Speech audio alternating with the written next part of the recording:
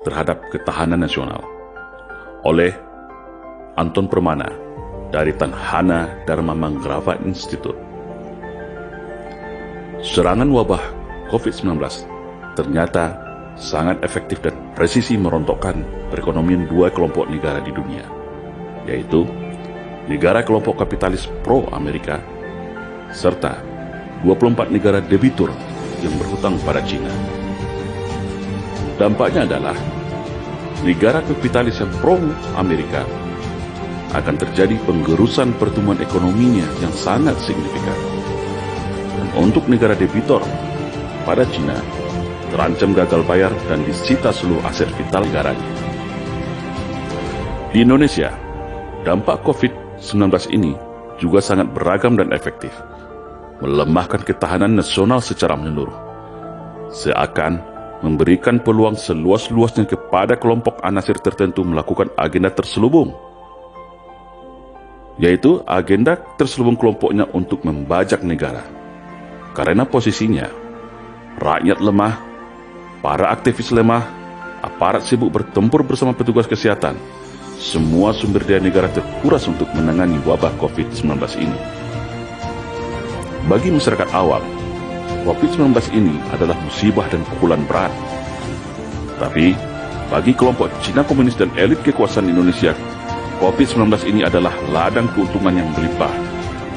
COVID-19 adalah senjata ampuh untuk meraup keuntungan luar biasa sambil melumpuhkan seluruh sendi ketahanan negara yang kita kenal dengan istilah Astagatra, yaitu yang terdiri dari Trigatra, sumber kekayaan alam, geografis dan demografis, dan Pancagatra, yang terdiri dari ideologi, politik, ekonomi, hukum, pertahanan keamanan, dan sosial budaya, atau kita singkat Ipolexus Budhankam. Karena dampak pukulan wabah COVID-19 ini membuat rakyat sekarat dan negara selemah-lemahnya. Contohnya adalah secara sumber kekayaan alam, dengan disahkannya Undang-Undang Minerba oleh DPR RI di masa wabah ini, menjadi payung hukum yang canggih untuk menguasai segala apa yang ada di darat, di laut, di bawah laut, dan di udara di negeri itu. Baik itu tambang, mineral, batu bara yang begitu kaya dimiliki bangsa ini. Namun, sebentar lagi akan menjadi bancahan para elit global dan kelompok oligarki dalam negeri. Secara demografis, saat ini adalah saat yang paling tepat melakukan infiltrasi TKA Cina sebanyak-banyaknya untuk menggeser populasi penduduk Indonesia. Karena wabah COVID-19 membuat masyarakat takut keluar rumah dan stay at home, maka momentum ini dimanfaatkan untuk lalu lalang migran asing masuk Indonesia. Banyak kita dapatkan informasi di sosial media bagaimana serbuan TKA Cina ini hampir setiap hari masuk melalui bandara di tengah malam, di saat semuanya terlelap tidur. Tujuannya apa?